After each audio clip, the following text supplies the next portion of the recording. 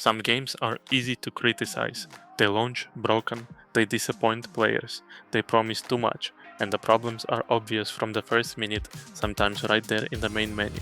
We all know these stories, we've all seen these disasters, but Forza Horizon 6 is different, because this game does not look broken, it does not look cheap, it does not look rushed.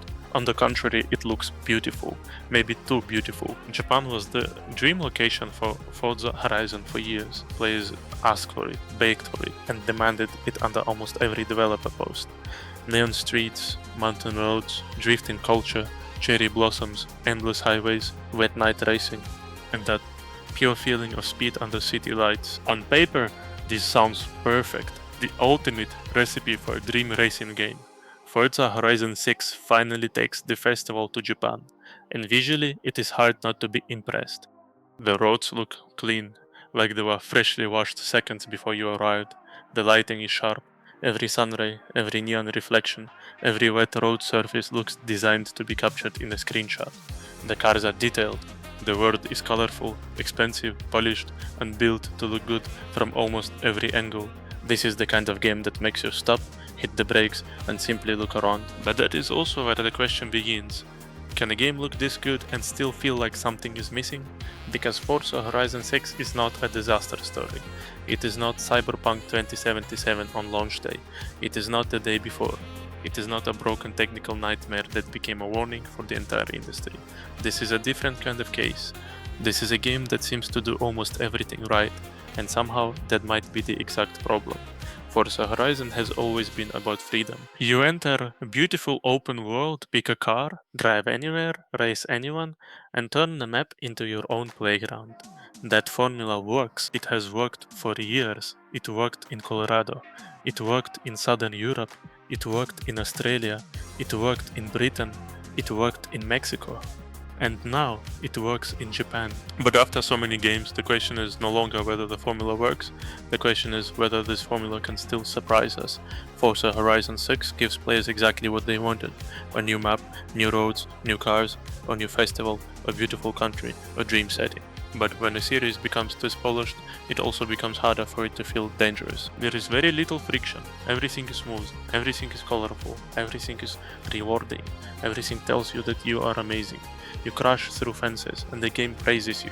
You win races and the rewards keep coming. You drift through beautiful roads and experience points rain down on your screen. You log into the game and it already wants to hand you something shiny. The game never stops smiling at you. That is part of the charm, but it is also part of the problem, because when everything is constantly exciting, nothing feels truly special for long. Forza Horizon 6 is not boring because it lacks things to do, it clearly has a lot of content. The problem is that the game can sometimes feel too safe, too polished, too clean, too perfectly designed to never make the player uncomfortable. But a world without friction starts to feel less alive.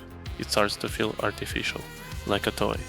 Japan should feel dangerous in a racing game, not in a hardcore simulation way where every curb destroys your suspension.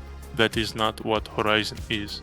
I mean emotionally dangerous. It should carry the atmosphere of the underground, narrow streets, blind corners, mist-covered mountain passes, crowded cities, night races where one mistake feels expensive. A place where speed feels beautiful but also slightly reckless. Forza Horizon 6 gets a lot of the beauty right. But the real question is whether it gets enough of the edge. Because Japan is not just a tourist postcard, it is a place of contrast.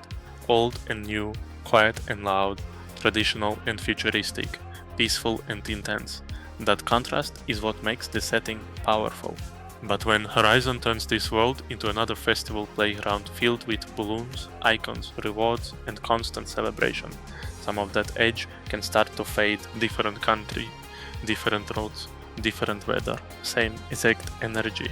You are always the star, the festival always loves you. The map is always full of icons, the game always pushes you forward. After a while, the world can start to feel less like a real place and more like a theme park. A beautiful theme park, but still a theme park. There is nothing automatically wrong with that. Forza Horizon has always been a fantasy. It is not trying to be a harsh simulator. It is not trying to punish the player. It is not trying to be a dark racing drama. Its goal is to make driving feel free, stylish, and fun. And in that sense, Forza Horizon 6 succeeds. The cars feel powerful, the presentation is top tier, the world looks stunning, but for a channel called Not According to Plan, the interesting part is not whether the game is pretty. The interesting part is whether beauty is enough. Forza Horizon 6 is trapped by its own expectations. When fans wait years for a dream setting, they do not just want a good map, they want the version of Japan they built in their heads, their perfect night race, their perfect mountain road, their perfect drift scene, their perfect city. But no game can fully match the version created by imagination. That is the trap. If Forza Horizon 6 changes too much, fans may say it lost the spirit of the series. If it changes too little, players may say it is just another Horizon with a new map. So the game has to walk a very narrow road. It has to feel familiar, but not repetitive, comfortable, but not predictable, beautiful, but not empty. That is not easy. The formula works. The dream location is here. The show is impressive. But perfection has a cost. The more flawless a product becomes, the less human it can feel. The more controlled the experience becomes, the fewer surprises wait around the next corner. And that is why Forza Horizon 6 is an interesting case. It does not look like a game that went wrong. It looks like a game that followed the plan almost perfectly. Maybe too perfectly. The final verdict is simple. Forza Horizon 6 did not fail. It proves something entirely different. Even when a game gives players the dream location, even when the graphics make your jaw drop, even when the formula still works, it still has to answer one question. Can it still surprise us? Because if the answer is no, then the problem is not that the game is broken. The problem is that the road ahead is incredibly beautiful, but maybe a little too familiar. And maybe that is the real challenge for Forza Horizon 6. Not to be bigger, not to be prettier, not to give players another perfect festival, but to make the road feel alive again, to make the next corner feel unknown, to make the player feel like they are discovering something, not just completing another icon on the map. Because a racing game is not only about cars, it is about movement, risk, freedom, and the feeling that the world is still waiting for you somewhere beyond the next turn. Forza Horizon 6 does not need to prove that it can look beautiful. It already does. Now it has to prove that beauty can still surprise us. This is not according to plan. Case closed.